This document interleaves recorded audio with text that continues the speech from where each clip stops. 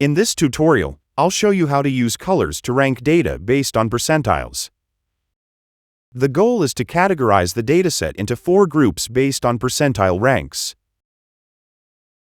Select the range. Go to the Home tab. Click Conditional Formatting.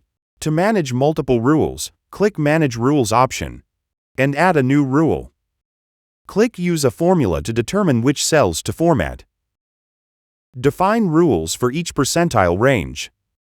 To highlight the bottom 25%, use the Rank Formula. Click Format, choose a red fill color, and click OK.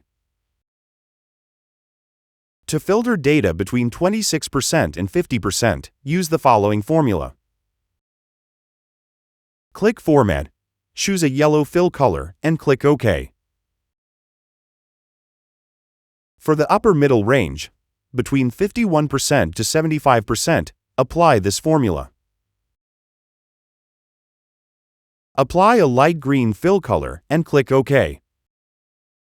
Finally, to highlight the top 25%, use this formula. Choose a dark green fill color and click OK. Click OK to apply the formatting. The dataset is now color-coded based on percentile ranks. If you found this guide useful, subscribe for more tips and stay tuned.